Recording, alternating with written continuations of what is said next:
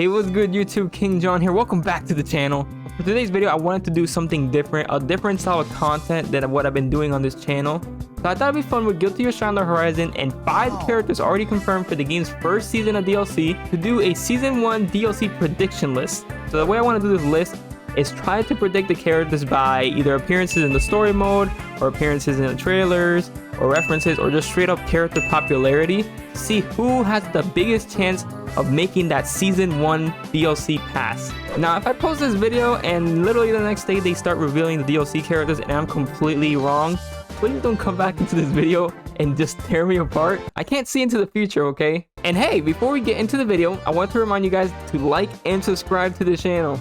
I've been doing the whole YouTube thing for 1 month, and subscribing and liking the video really helps me out in these beginning phases. Anyways, guys, without further ado, let's jump into the Season 1 DLC prediction list. So I feel we should get started with the most obvious one and the one that everybody's thinking of because of the recent story trailer, and that's Jacko / Arya. Now, the reason why I say Jacko / Arya is because I have no idea who's in control. Basically, just think of it like there's multiple souls in a single body. And the website itself says this is Jacko, but people I talk to say this is Arya, and dude, I don't know. I'm not a GG lore head. I frankly don't care. Regardless, for simplicity's sake, I'm just gonna call her Jacko from now on. Now, Jacko debuted back in Exerd, and her whole offensive design is a chores character. What I mean by chores character is basically a character that has to do some type of task in order to unlock their full potential, a la Phoenix Wright from UMBC3, etc. Now, for Jacko, her task or her chore back in Exerd was to set up her minions or her servants or whatever you want to call them. Now, I didn't play Exerd much back when it came out, but dude, this looks ridiculous. Once she gets the flow going and all her minions are leveled up, and once she can do her thing, she will mix you up till you die. Her minion pressure and then therefore her mix up in the corner are pretty insane once she gets her chores completed. Now, obviously that ain't gonna fly over here in Strive Land, where everybody basically got, like, in a way downgraded / simplified to their previous versions, except for Soul. In Strive, she might have a semblance of what she used to do back in Exerd, maybe setting up things, maybe getting good Oki, but the whole minion thing is either gonna go or it's gonna get downgraded or simplified. They might even completely redesign her like how they did with Ramlethal, but if they keep her generally the same, which is probably not gonna happen, but if they do, and this is what I have to deal with, I am not looking forward to that. Now, it's pretty safe to say that Jacko is eventually gonna end up in the game in some way, shape, or form in the future or in this season, but she's not necessarily the most wanted character, especially how annoying she was to fight back in Exerd. But I feel like she's a safe bet to say that she's eventually gonna end up in the game. Her story importance is really high. I feel like a lot of people want the waifus. I don't know. I feel like she's eventually gonna end up in the game, especially with her story relevancy. She's an overall safe bet to say that she's eventually gonna be in the game, maybe in Season 1 or Season 2. But I think overall her chances of being in the past are pretty high. Now, for our next pick, I'm basing this off just pure legacy and popularity alone, that this character is definitely a sure shot to be in this game in this season. If not this season, then definitely next season. And that's Johnny. Now, Johnny is an absolute fan favorite character. He's been in nearly every Guilty Gear game. I believe actually in every single Guilty Gear game. Johnny is an idol style swordsman who's basically similar to Yuzuriha from Monday Night or Narmaya from Grand Blue. Basically a sword character that goes real fast with slashes. Now, Johnny has been notorious for being a super strong or an even sometimes broken character in the Guilty Gear games. He's nearly always super strong, always a top tier character. He has literal unblockables. He has really good pressure, really good throw game.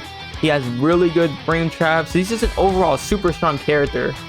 He has his Mistfinder level up system. He has the coins. He has so many.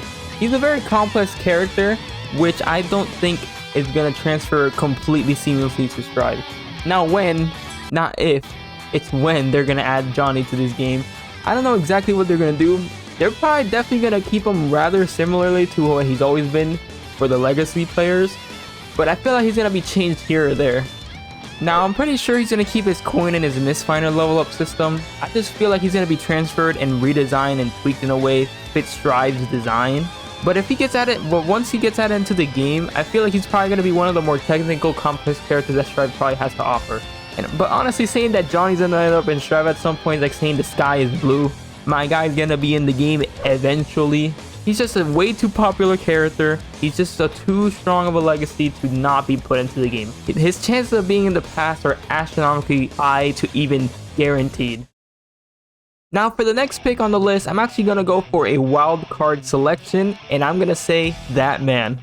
Now the character That Man has been a super important character to the Guilty Gear lore for a long time, but he's actually never been playable in the games. In the lore, he used to work with Soul as a scientist before everything went to hell and Soul became a gear. Essentially a really important character to the whole world of Guilty Gear. And it seems like Strive is trying to finish some stories and wrap up some stories in Guilty Gear, so what a better time to have That Man as a playable character than in Strive. Now how That Man would play, I don't really know. From the little you can get from the story trailer, it seems like he summons these triangle looking thing, so maybe he'll be a projectile type character, a zoner. And honestly, we're kind of missing that in Guilty Gear, and at least in Strive, where there's not that many zoners other than Axel, of course, and maybe Zato. But other than that, having That Man be a projectile keep away character type zoner, that would be pretty interesting. He could maybe set up some things on the screen like Ramshaw used to do, set up like maybe orbs, some type of trap, who knows. So I just wanted to do a little bit of a wild card pick, something that would be cool if it happened, but maybe won't happen. Especially seeming how important he is to the story and probably the finale to the story coming up in Strive. It just seems like the right time, but who knows? I give That Man around a 50-50 chance of making it into the game at some point. Now for my next pick, I'm definitely going to go with another legacy character, and I'm going to go with Venom. Venom is another legacy character that's been in Guilty Gear since near the beginning of its inception, and just how I imagine That Man playing, Venom is a zoner / set play character. Venom's entire playstyle consists of controlling space with his balls, setting up balls for Oki, setting up balls to control space. He has great pokes, he has insane chip damage. He's an overall pretty technical character, but if you use him right, he's pretty damn good. And just like how I said with That Man, Guilty Gear Strive seems to be missing zoners / keep away characters, especially trap characters. So if That Man doesn't make it in, then I feel like Venom's definitely gonna make it in. He's a legacy character, he's been in Guilty Gear for a long time. I feel like he definitely has a really high chance of making it. Now the way that he's probably going to transfer over to Strive, now on his transfer to Strive, he's definitely going to keep his ball pressure, his ball set play. He's going to keep around the same spacing type playstyle, but he's definitely going to get tweaked to Strive's system, maybe just like how Eno did. Now he's not the most popular character ever made, but since he has a legacy in Guilty Gear, I see him definitely getting into the past. Plus the need of zoners, the need of set play characters, the need of he fits an archetype of playstyle. It just makes sense. He has a connection to Zato and Milia, so it maybe some story aspects in there too. So we'll see. Overall for Venom, I definitely see him getting into the game. If not season 1, then definitely in a season 2.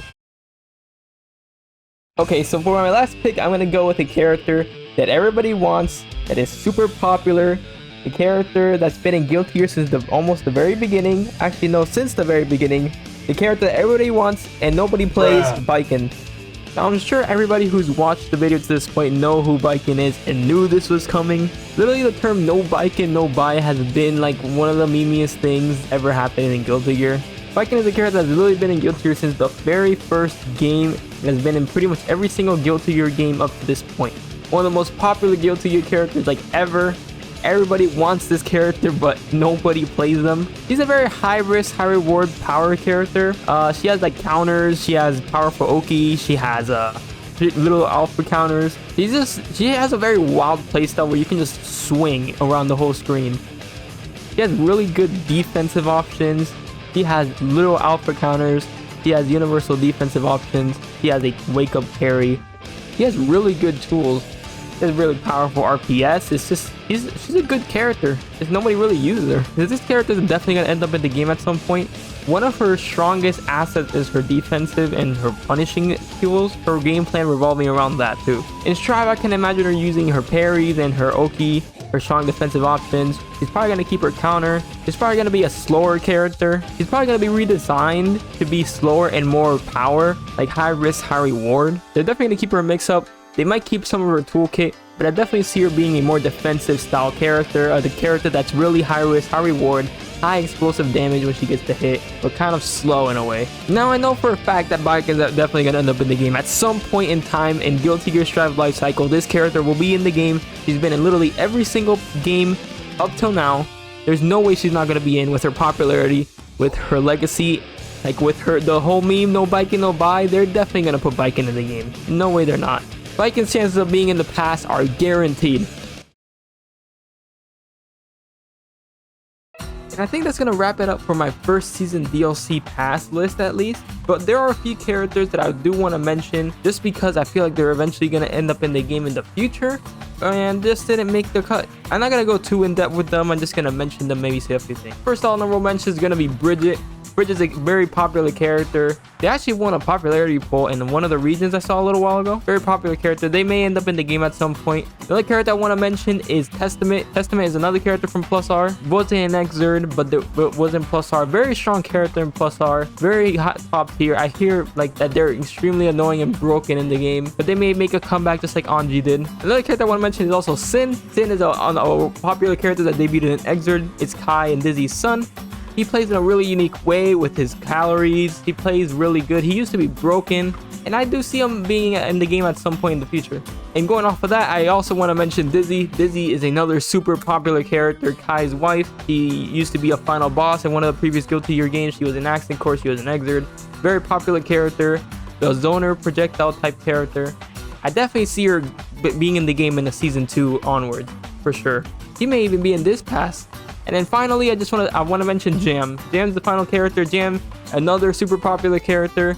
She is a brawler, stance switcher type thing. I don't really know how to describe it. She's been in nearly most of the Guilty Gear games in Accident Court and in Exerd. I definitely see her making a comeback in Strive. But anyways, guys, that pretty much wraps it up for everything.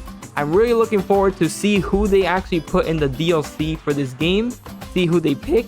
See who's gonna end up making the cut. Oh, and let me know what character would you like to see as a DLC character in the comment section below. Anyways, don't be surprised if all you see in the future is just Strive content. I'm gonna be grinding out Strive to death. I'm really gonna grind out that game. I'm gonna try to mix up other types of content in the middle of Strive, but don't be surprised if everything is just content for Strive. Also, I'm gonna be streaming a lot of Strives. It's gonna come out really soon. I really want to grind that game out, so I'm gonna be streaming tons of it.